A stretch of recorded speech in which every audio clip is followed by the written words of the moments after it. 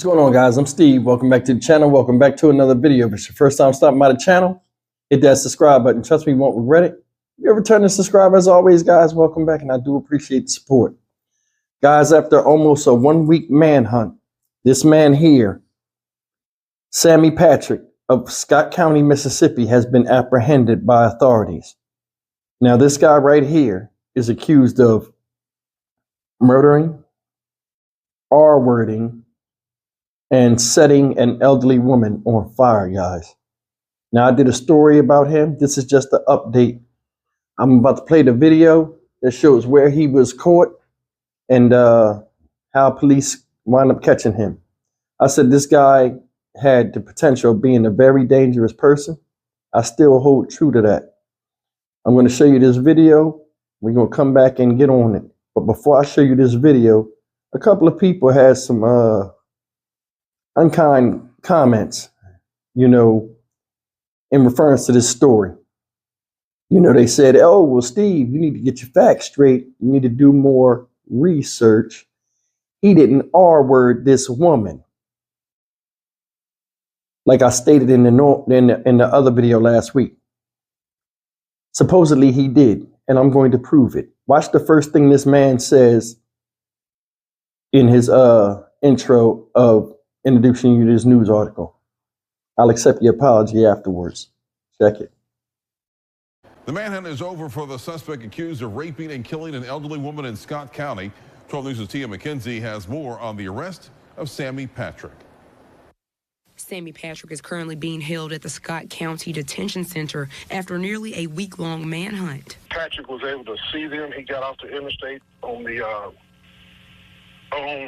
Byram exit and went to the QT at the Byram. Several agencies swarmed the Quick Trip gas station in Byram after law enforcement spotted Patrick in a stolen public works vehicle out of Louisiana. Officials say Patrick shot, killed, and burned the body of a 78-year-old woman at her home in Forest last Saturday. The truck was located in Jefferson Parish that he was in prior to this, and our investigators are working on getting that truck in New Orleans to process it.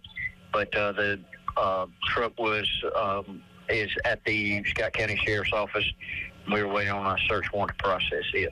Scott County Sheriff Mike Lee says he's thankful for the efforts of the agencies involved. Without the information being shared between us and multiple agencies, there's no way that Mr. Patrick would have been captured this quick, which in turn definitely benefits that no one else was hurt, no one else was in danger once he was in custody. So Patrick is also the suspect in a January 1st armed robbery in Woodville. Reporting in Byram, Tia McKenzie, 12 News.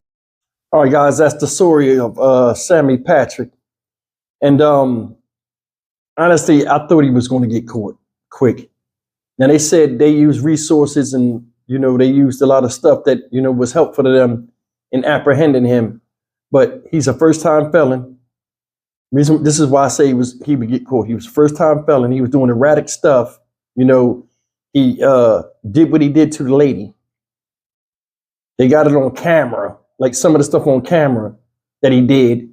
So they got him positively ID'd. He ran off in an act of desperation. He ran to a Subway, robbed the lady for some quick cash, tried to get her car keys. Not specified if he got the car keys because it said the woman resisted. Now he was caught in a utility truck from another county.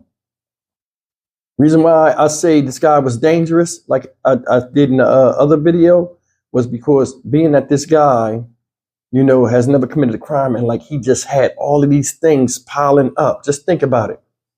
You got murder. You got the R word. I hate doing that. I swear. You got the R word. You got setting somebody's body on fire. Those are 3 serious crimes. Then you got armed robbery.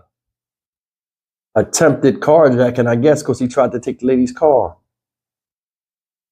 Grand theft auto, you stole a car. Then you stole another truck. That's 2 counts. Then they're linking him to something that happened on January 1st, guys. He done built the rap sheet in 6 days. You can never underestimate the greed of a human being. And another thing is you can't underestimate the desperation of one neither. This guy right here, that's why I said he was dangerous, man. He would have did anything to get away. But I guess, honestly, because he was so peacefully arrested, I think, he was tired of running. And that's just my opinion. I think he was honestly tired of running. But I want to say something real quick, like I was saying in my last video. I don't understand, just targeting somebody elderly, period. I mean, I don't have it in my conscience to know I can overpower somebody that can't match me in strength or just speed. And, just for me to take something from them. But I'm going to address this thing that, the R word. I wonder why. I mean, I know why men do this, but a lot of times it has something to do with interaction with that said woman. I don't know if he knew this woman. And some of you guys have seen this story. Leave me a comment if you guys are close enough to where you know of these two people. But for a young man to do that to somebody elderly, and I don't mean to be, disrespectful, guys.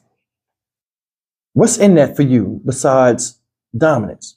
Because, when somebody does the R word, in my opinion, this is just me, it's about submission and it's about male dominance.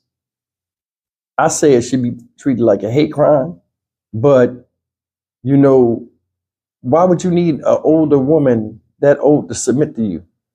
I don't know if it was somebody that he didn't like as a person and he felt as though he didn't respect him as a man. Because a lot of guys that do this R-word stuff, especially the people they're close to, like girlfriends, wives, and stuff like that, it's a symbol of respect.